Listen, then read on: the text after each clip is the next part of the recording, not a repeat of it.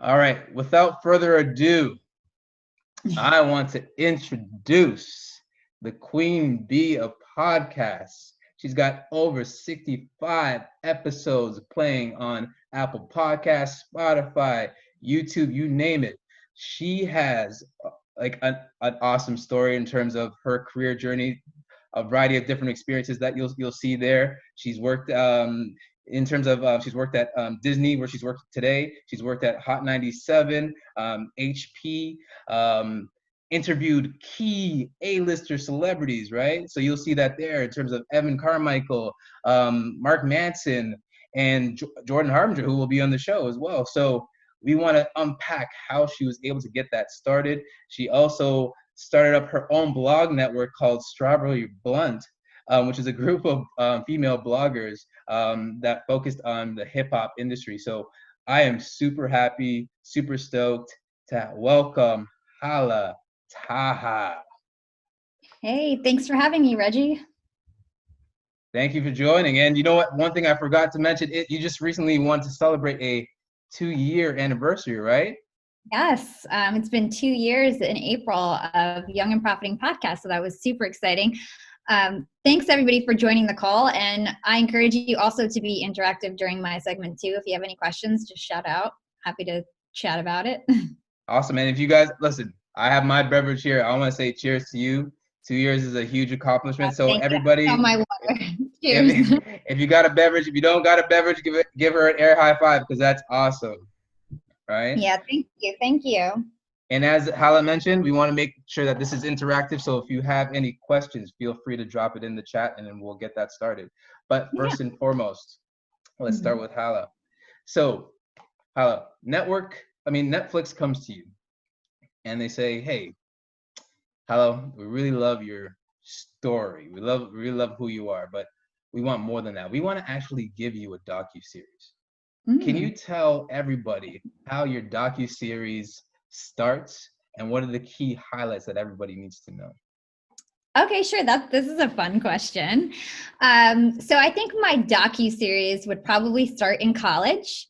So my big break, I would say, is when I got an internship at Hot 97. So prior to that, I was pretty average. I mean, I was a decent student. I did, extracurricular activities. I was never like the captain or the lead or anything like that. I was pretty average. But then, I got an internship at Hot 97. And that's when I really learned like hard work and motivation. So I started off as a production intern, and then I was recruited to be Angie Martinez's intern. And so the difference between that was that I was in corporate, and then I was all of a sudden put in the studio. And that meant that every day I met a different celebrity. So every day I met either, Rihanna or Kim Kardashian came in that day, or J-Lo came in that day. And so I would meet a celebrity every single day, and I was like in the middle of everything. And so I used to be like running through the halls and feeding the meters for the DJs and getting them coffee and literally doing anything because I didn't know anything. I was just in college and I just wanted the experience and I just wanted to do a good job. So I would do all the stories for Angie Martinez. I would answer the phones. And then I would also do things like, feed the meters, get coffee, and do grunt work like an intern should, right? And so I actually dropped out of college for a year and a half as Angie Martinez wanted me to work more and more for her, and I got more integrated in the team. And I ended up being an assistant producer on the Angie Martinez show and worked on that show for about 3 years. And in full transparency, just so everybody knows like how much of a hustler I was, and since that's the theme of the show, is that whole time I worked for free. That whole in radio, it's really strange, but in radio, you're expected to work for free, essentially for years and years. Some people work for free for 10 years under like an air personality to eventually like become a co-host on that show. And so I worked for free for 3 years, and I'd work full-time. I dropped out of school to work full-time at Hot 97 without being a real employee, even though I had an ID card, even though everybody treated me like an employee. And there was other people in my shoes doing the same thing, just working for free. And actually everybody was jealous of our jobs, and we were treated like we were more like, above people who actually worked at the station. So it's really strange, but that's what happened. And I would work at showcases at night and host different showcases for rappers, like contests and things that the DJs would throw. And I would go to parties with the DJs and get paid to be their assistant essentially. And so that's how I used to make money. I'd work during the day for free at Hot 97, and then I'd make money at night. And everybody thought I had this amazing job and everything like that, but secretly I was working for free. So, don't judge a book by its cover, and understand that looks are deceiving a lot of the time, and especially in the entertainment news industry. So, after 3 years and being from a family that really values education, all my siblings went to med school, and I was working for free at Hot 97. So you could imagine that my family was giving me pressure and everything like that. I told Hot 97 I needed to at least get paid minimum wage if I was going to work at the station. And, somebody got promoted to be a producer on Angie Martinez's show. And they essentially wanted me to train somebody to do the job that I was doing for free, and they were going to pay him. He was also working for free for a while before me, whatever the specifics are. Me and Angie Martinez got into a small fight, and I stopped working at Hot 97. At that point, I went back to college, and it actually turned out to be a blessing, because before that I was quite a poor student. I was not really focused on school. And after that point, I never got anything but straight A's after that point. So I went on, I graduated college, and my senior year in college, when I went back to school, I started a website. And when Hot 97 didn't want to hire me, I was really upset, because Hot 97 became my identity, right? And I was so tied to this brand, and it was so meaningful, and I felt like somebody died when I lost that job. Like, that's how upset I was. And so I ended up starting the sorority of hip hop, strawberryblunt.com, as a way to have my own platform. And I wanted to have a women's network that I could have my own platform. And I learned how to build websites by myself. I learned how to do all social media marketing by myself. I learned web design, graphic design, all that stuff I learned on YouTube. And I just figured it out. And I figured out all the coding and whatever I needed to do. I had templates and stuff too. And I recruited girls on Twitter and Craigslist, and got 14 girls to start the sorority of hip hop, strawberryblunt.com. Within 3 months, we were one of the most popular hip hop entertainment news sites in the world. What I did is I used Twitter to my advantage, and Twitter was really hot at that time. This was 10 years ago, in full transparency. So what we did is, at the peak of Strawberry Blunt, we had 50 female bloggers. I would tie a blog title, and a link to a blog, to our Twitter handles. So you would get 50 girls tweeting at a celebrity, linking to a story on our blog. And then the celebrities would retweet us. And so, and we got a lot of attention, and we were the first ones to do that. Now everybody does that strategy, but we were the first ones to do that. So we got really popular really fast. And MTV scouted us within the first 2 months. In addition to doing the blog, we had radio shows, we hosted parties, and the same DJs that didn't like, well, it wasn't the DJ's fault, but the same DJs that I worked with at 107 started hiring me to host their parties. And I got shouted out more on the radio when I worked at Strawberry Blunt than when I actually worked at the radio station. So then all of a sudden I was everybody's equals, because I was able to promote their parties. And that was really interesting, to have that, to go from leaving them and being so upset to all of a sudden being closer to them than ever, making up with everybody, and everybody respecting me more because I did it on my own without anybody's help, right? So back to MTV. MTV scouted us. They signed us for a pilot. It was pretty small scale at that point, and we didn't end up getting the show. We kept moving with Strawberry Blunt. We kept getting bigger and bigger, hosting, we would go to sneaker conventions and host booths, and we would do a million things. We interviewed Fabulous, Soulja Boy, so many different celebrities. We just kept doing our thing. We made money here and there. We didn't have a huge break. And then MTV reached out to us again, and they're listen, this time we really want to do this. You're 100% getting the show. They paid us a lot more. They got us an office space in Midtown Manhattan to do the shooting. They shot us for 3 months. They followed me around, my boyfriend, my family, my friends. I was the lead in the show, and essentially after 3 months of filming and, I almost broke up with my still now boyfriend, all this stuff, all the girls started fighting. They were like pitching us against fights and like essentially broke the sorority apart and then didn't give us a show. And so I ended up shutting down the website because it just like ruined everything. Like everything was ruined.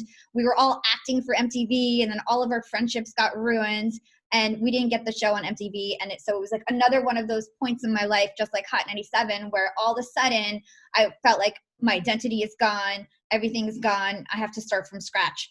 But I don't usually sit tight for long. I ended up deciding I got a job at a stupid water company for like 6 months. I hated it. And then I decided I'm going to go get my MBA. I can't do this. I'm not just going to get some regular job that pays me $30,000 a year. I know I'm better than this. Either I'm going to be an entrepreneur or I'm going to be extremely successful. So as like somebody in corporate. So I decided to get my MBA. I went off to get my MBA, and because I did so poorly in undergrad, I told myself from day one I was going to get a 4.0. I said, if I'm going to do this, I'm going to do this 100%. I'm going to give it my all. So I went and I got my MBA, and I got a 4.0, and I graduated top of my class, number 1. And so that was really cool. And when I got my MBA, I got my foot in the door at an internship at HP, Hewlett Packard. And that ended up paying me twice as much as that other job, the water company that I had quit. So that turned out to be a blessing even while I was an intern. And then it just went from there, and I got a job there, and I just kept raising up the ranks. I worked there for 5 years. So like I actually love that company. It has great company culture. And then here I am at Disney. Well, actually I missed a part. I launched Young and Profiting podcast my last year at HP. It was a perfect time because I was so, used to that job, so respected at that job, that it really gave me the opportunity to do a side hustle because I felt like I was trusted at my job, and I wasn't like there was no chance I was going to get fired or something for starting a podcast. So I started it. And I had a lot of, like, since I did online radio shows and had radio experience and marketing experience, it just made sense. I learned how to do it. I launched it. It turned out it was a lot of hard work, but it's pretty damn successful. I'm a top 10 self-improvement and how-to podcast right now. That's and amazing. Then I work at Disney Streaming Services. So no, now that is a docuseries I would love to watch because it's full of, key learnings, drama, you overcoming challenges and whatnot, right? So, yeah. And that's pretty much life. Like if you think about what's happening right now during COVID-19, a lot of people, have lost their jobs as a result of the economy suffering. Now, but with each hardship, there was lessons to be learned, new muscles to be built, and you learn from it. And look at you talked about building your own website and coding and what. If you didn't go through that hardship, you wouldn't have been able to actually do that or even discover that talent, right? That hidden talent. So there's a question actually from Serena. For those that lose their identity, what tips do you have to help them get back on their feet? I would say self-education is key. It's just a matter of learning new skills. And also I would say building your own social following. So something that I learned now is that like my identity was like tied up into Hot 97, right? Now I purposely do not tie my identity with Disney. For me, like if I leave Disney tomorrow, I'm not gonna like have a heartbreak, because I've not tied my identity to the corporation I work for. I have my personal brand on LinkedIn, that's mine, that's gonna go with me wherever I go, And so like I built that brand around Hala Taha. If you notice, I didn't build that brand around Young and Profiting Podcast either because I don't think I'm gonna do that forever. My brand is Hala Taha, and that's what I'm putting all my chips on. That's what I spend my time on. Things come and go, but my LinkedIn following and all of that and whatever following I build on other channels under my name will always be with me no matter where I am. So I think it's just making sure that like your personal brand is not tied to your corporation. And that's really important. I think that's extremely important. Now, that right there, the whole concept of not tying yourself to a corporation. And again, going through this time period where people have lost their jobs and, we're so programmed to think that the corporation is going to take care of us, but there's no loyalty out there, especially when times are hard. So the only thing that stays tried and true is your personal brand.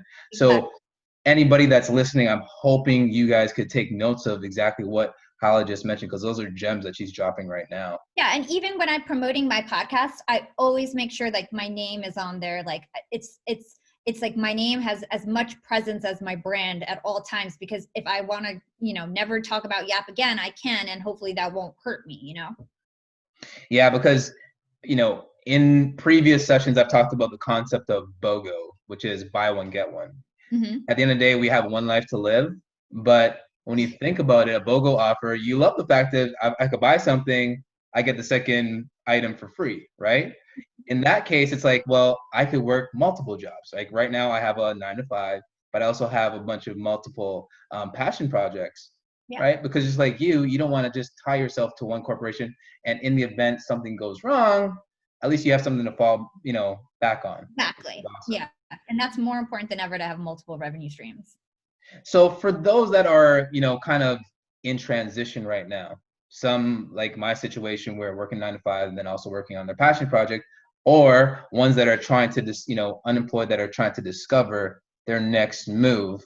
When it comes to hustling, what is like that formula that you could potentially share with the rest of the group in terms of, taking action to do it? Is there a magic formula to it that you kind of follow? Well, I would say like always know what your priorities are. You can do a lot of action and get nowhere. And I think everybody knows that. You can be busy and get nowhere, right? So I think knowing the right actions to take and actually thinking through what you're going to do before you actually do it. But then at the same time, not getting too worried about making mistakes. I've made a million mistakes, and I try to like optimize all the time that I have. So I'm constantly multitasking. You would be surprised how much you could get done in 30 minutes, if you're just really focused and you know exactly what you have to do, right? And if you're not distracted. So I would say like making sure that you have like prioritized lists, you know exactly what you need to do for that day. You know exactly what's going to bring you the most value. You try not to do tasks that are low value. You try to outsource tasks that are low value to you, or not do them at all. Figure out a way not to do them. And you do the things that are the most impactful that will move the needle for you. Okay, cool. I want to bring on Devin. He's got a question. He's gonna unmute himself. I'm proud. Okay. I'm proud of this kid, because this is two weeks in a row that he's unmuted himself, and he's gonna ask you a question directly. So go ahead, Devin. So first off, Hala, and I mean this in the nicest possible way, that was a fantastic backstory. Thank you. And my question is, so you brought up doing a podcast and being a bit concerned about doing it while you were at HP. Do you think that what do you think could be the positives and negatives of doing a creative media project at the same time as working for an organization 9 to 5? Yeah. So I think this is a really great question, because I think a lot of people have this worry about starting a side hustle, starting a side business. First of all, I think the negatives, if we want to start with the negatives, I think the perception that you're not working as hard as everyone else, that you're not as focused as everyone else, that you don't care about the job as much as everybody else. And so I think it's really important that before you start a side hustle, you've established yourself in that company. When I first worked at Disney, and I already had the podcast and it was already successful, and actually they hired me, the hiring manager hired me because of the podcast, not because of my work at HP. And it was in my contract and everything that I had this podcast already. And the legal department did reach out to me and was like, what is this podcast? Do you make money off of it? Basically trying to scare me. And I was like, you know what, it's in my contract. I was very upfront with everyone about the podcast, and I don't know why this is an issue. And then quickly they realized that my podcast is actually positive, and that, I do good work and I'm good for the Disney brand. And then they got off my back, and then now they're asking me to do speaking opportunities for them. So it's funny how it's a matter of ensuring that whatever you're doing is like, if you start something and it's positive and there's anything anybody could say that's wrong about it, then you're in a safe spot, as long as you're contractually not doing anything wrong, and everything was out in the open, and you're doing something good for society. Even if you're making money off of it, there's nothing that can anybody say. But if I was, an Instagram model, or cursing, or doing violent things, then of course, yeah, they're not going to like it and they might fire you or whatever it is. But if you're doing something positive and the intentions are good, things will end up working out in the long run. And you might get respected more. Honestly, I feel like now I'm respected more than other people that don't have that brand. I'm able to help recruit people for Disney. I can do more than just a regular employee. So I might be more valuable now. So I think it's a matter of just doing it the right way. I hope that answered your question. Definitely. Thank you very much. No problem. Yeah, and I want to hone in on what you just said there, Hala, in terms of being more valuable, in terms of perception, because I think that's where people lose sight of it. Yes, you talked about the negative perception, but on the flip side of it is you are actually a more valuable employee because the skill set that you're actually bringing to the table that you can leverage for projects that Disney might be looking to roll out, right? And the awareness, I'm more popular, like I don't mean to toot my own horn, but just to be transparent, like I'm more popular than the CEO of Disney streaming services on LinkedIn. So I like the awareness of the brand is huge. And so maybe my peers and like might be jealous or whatever it may be, and like my coworkers, but when it comes to like the VPs and the SVPs or whatever, they're looking at me like I'm a valuable employee. So at the end of the day, who do you want to impress? Mm-hmm. Okay, cool.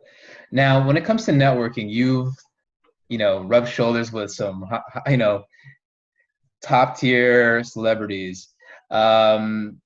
Who's like your most memorable guest that you had on your podcast, that the one that like really stands out to you that had an impact on your life? Yeah, so I would say Robert Greene. So he is a best-selling author. He wrote the Laws of Human Nature. He wrote the 48 Laws of Power. Huge author. That was probably my number one interview. It went viral. He's so smart, and so like that was an amazing interview. There's so many. Mark Manson was awesome. Jordan Harbinger, actually, who you're having on, is like my podcast idol, so that was like huge for me personally. So yeah, there's so many, but Robert Greene would be my top. Okay, cool. So I know we're running out of time, but I want to ask this one particular question because this is the reason why we got started on Discover Your Other Self, which is COVID-19, to help people break through the challenges. And first and foremost, I really want to, give my condolences to you and your family, because this has been a challenge for you personally, just like everybody. But for you personally, it has been a really tough one. The passing of your father because of the virus.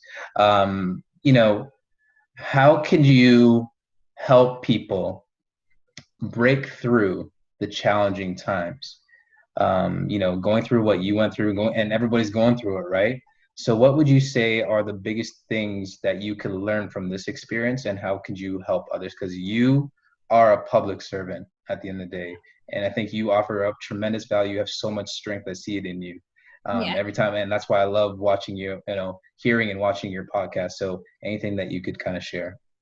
Yeah, just so everybody, I guess, gets the full context. My whole family got COVID-19. I live in Brooklyn, and I got a call, and it was like, your mom, dad, and brother all have COVID. And it was from my sister. We've got to go home. So I went home. I got COVID-19. And my dad actually passed away 2 weeks ago from complications. So it was really tough. It was probably the worst 2 months of my life. But in terms of like how to stay positive, and as you can see, I'm doing interviews and working and everything like that. I think first off, even though we are not able to see each other, it's important to stay connected.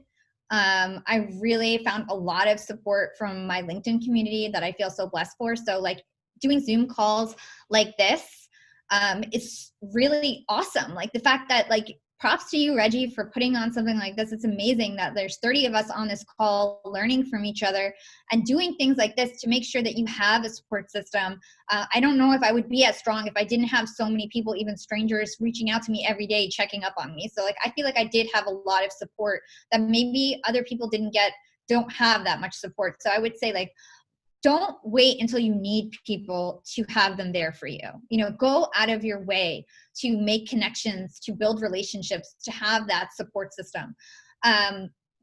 networking is so important.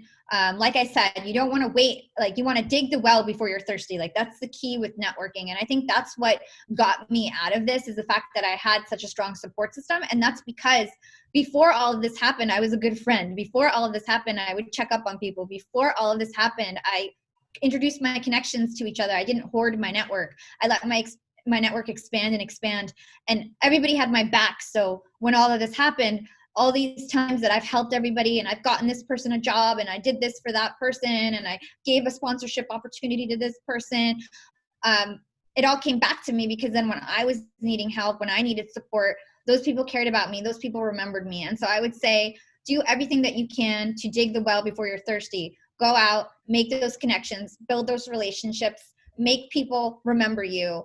When you get an email from someone and you think you have a connection, and you got their email last year, do they really know who you are? If you emailed them, if you got laid off, if something bad happened to you, would they really check up on you? Probably not. You need to keep pruning your network, keep growing your network, making it stronger and stronger, and make sure that you check up on all of your connections, the ones that you especially care about, to make sure that they're alive, active connections, because then when you need it the most, when you need support, you have it there for you. No, thank you for sharing that. And you're getting a lot of feedback right now in the chat. Everybody is, on your side, and you can take a look for yourself. Everyone's trying to give, their condolences to you and your family, and, obviously sorry for your loss. But, this is an example of what strength looks like, everybody, on the Zoom session today. So I want to appreciate everything that you said, especially with that question. Now, I know we're running out of time. But there's a question from John, and I want to get to this before, because I want to be cognizant of your time. I'm good on time, so it's up to you. Okay, so John wants to know, how can you find your identity and voice when there's so many podcasts and blogs out there? So I would say that you could it's not about like finding like your one niche. It's not about that. When it comes to podcasting, it's about having good marketing. So there's a million podcasts out there. What there isn't a lot of is really good marketing for podcasts. So for me, there's a million podcasts that are doing what I'm doing. I'm interviewing really smart people on like entrepreneurship, on self-improvement. It's like a self-improvement podcast. Like, if I want to say it simply, there's a lot of podcasts doing it. But is there a lot of podcasts doing it that have as good as marketing as I do, and who do like little videos and cartoons and all these different types of things? So I think it's more about the marketing and the promotion of it than it is about your actual niche. It's like, can you create engaging content on social media and other platforms that it's going to promote your content? And is your actual podcast content quality? Are you doing the research? Are you going the extra mile? Is it sounding professional quality?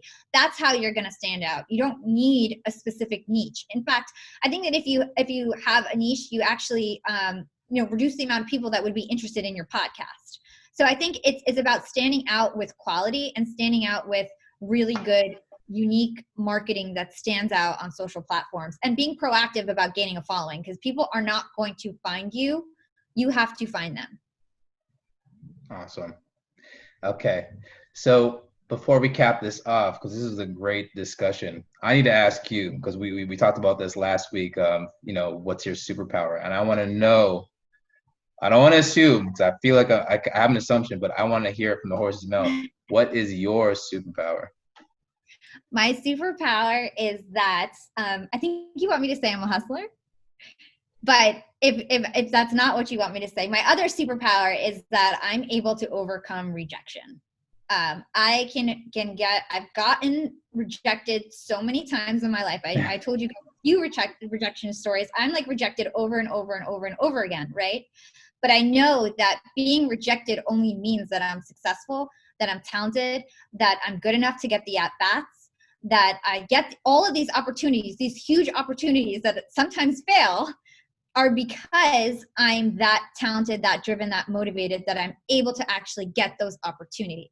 And so I know that my superpower is the fact that I'm not scared of failure. I'm not scared of rejection.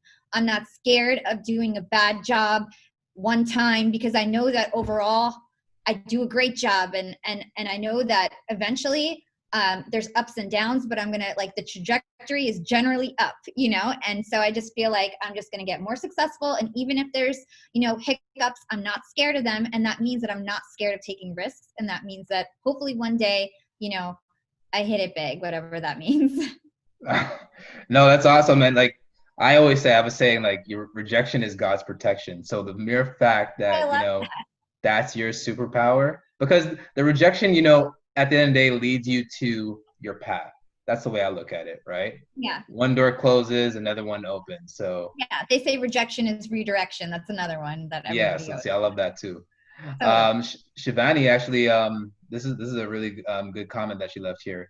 You have just become my role model. Your resilience is phenomenal. I'll strive to hustle even harder now. You honestly radiate so much energy. Thank you so much. Oh, thank you. You're gonna make me cry. Nah, this is a good group. So Hala, I want to thank you so much. I appreciate you so much, like your energy, your vibe, Thank everything you. that you bring to the table. Thank I want to, you know, continue to celebrate your victories, and you know, I'm going to be following you, and I hope everybody follows Hala on LinkedIn and Yeah. listens to her podcast, because honestly, it's truly worth it. You're going to get so much value out of just what she's not just in terms of what she says, but the guests that she brings, and it's just for all of you. So Yeah. this has been an amazing experience. And there's one thing, if you are ever in Toronto, because Mm-hmm. we're gonna be doing this, we're gonna be going to brunch one day. So if you ever come to Okay. Toronto, like Do that's it. my goal. I want to, you know, try to establish a community here, and we're trying to bring everybody together for brunch. Yeah. I love that. Thank you. Yeah, guys, if you can check out Young and Profiting podcast. The podcast is actually not about me at all. I just do a whole bunch of research, and it's all about my listeners pulling out actionable content from some of the smartest people in the world. So check it out. You know, you'll always learn something new and actionable that you can put into place. Awesome. Thanks, Hala. Thank you. All right, so we're going to quickly just jump right back into these few slides, and everybody, let's just give Hala an air high five, because she did an awesome job. So appreciate you again. So I'm just gonna share my screen real quick. So we talked about it, right? So if you want to go to brunch, put it in the chat. Say yes if you want to go for brunch, so that Serena can capture your name, add you to the guest list. Because remember, COVID-19 is just temporary. We want to make sure that we all get together, break bread, and just survive this whole ordeal, because we are going to get through it. And there's so much more that we're going to unpack together. And as usual, I'm willing to give you a free 30-minute personal branding consultation. You know, take down my email, follow us on the various social platforms, so that we can stay connected. At the end of the day, my goal is to make sure that we all succeed. And if you have any questions, feel free to get in contact. So remember, you got this, and we'll see you next week. Take care, everyone. Thanks, Reggie. Thank you. Thanks, Reggie. See you, buddy. See you.